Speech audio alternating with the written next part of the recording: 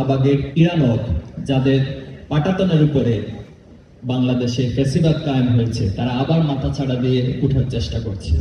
পতিত ফ্যাসিস্টরা বিভিন্ন জায়গা থেকে দেশে বিদেশে তাদের ষড়যন্ত্রের কার্যক্রম অব্যাহত রেখেছে। দেশের আইন শৃঙ্খলা পরিস্থিতি এখনো স্বাভাবিক নয়, শিক্ষাঙ্গনগুলো এখনো গণতান্ত্রিক ধারায় ফিরে আসেনি।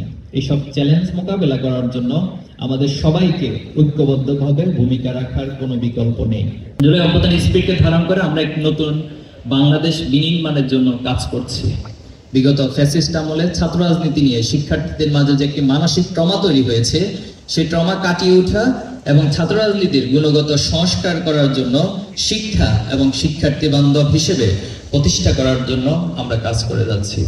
জুলাইয়ের স্পিরিটকে জাগিয়ে রাখার জন্য আমরা জুলাই এক্সিবিশন সহ বিভিন্ন আয়োজন করছি। আমরা ফ্যাসিস্ট আমলে ভয়ের সংস্কৃতি ভেঙে সকলের জন্য বিকশিত হওয়ার শিক্ষাঙ্গনের এমন একটি পরিবেশ তৈরির জন্য কাজ করছি। তাই নিজেদের ব্যাপক ভিত্তিক ছাত্র কল্যাণ এবং সেবামূলক কাজ নিয়ে শিক্ষার্থীদের মাঝে হাজির হওয়ার জন্য চেষ্টা করে যাচ্ছি। প্রতিষ্ঠা লগ্ন থেকে ইসলামী ছাত্র শিবির সৎ, দক্ষ ও দেশপ্রেমিক নাগরিক তৈরির লক্ষ্যে কাজ করছে। আমরা আমাদের কাজগুলোর আরো বেগবান করার জন্য চেষ্টা অব্যাহত রাখছি। সম্মানিত উপস্থিতি, জুলাই স্পিরিট আলোকে নতুন বাংলাদেশ বিনির্মাণে আমাদের আগামী দিনের চ্যালেঞ্জও কম নয়। শাহবাগের ইরানত যাদের পাটাতনের উপরে বাংলাদেশে ফ্যাসিবাদ কায়েম হয়েছে, তারা আবার মাথা ছাড়া দিয়ে উঠার চেষ্টা করছে। পতিত ফ্যাসিস্টরা বিভিন্ন জায়গা থেকে দেশে বিদেশে তাদের ষড়যন্ত্রের কার্যক্রম অব্যাহত রেখেছে।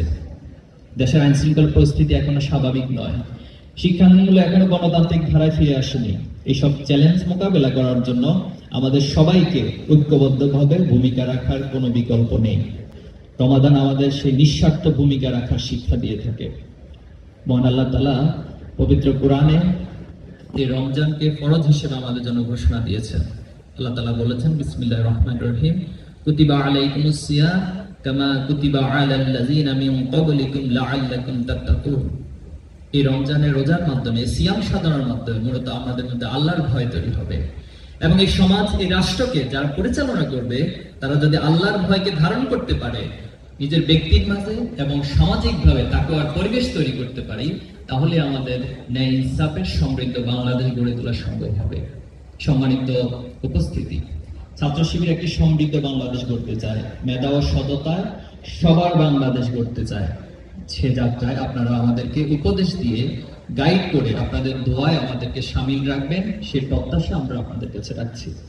ছাত্র শিবিরের আজকের আয়োজনে আপনাদের শত ব্যস্ততার মাঝেও আমাদেরকে সময় দিয়ে এবং আপনাদের এই গুরুত্বপূর্ণ সময়ের মাধ্যমে আপনারা আমাদের এই আয়োজনে শামিল হয়েছেন। আমরা বিশেষভাবে আপনাদের ধন্যবাদ এবং কৃতজ্ঞতা জ্ঞাপন করছি।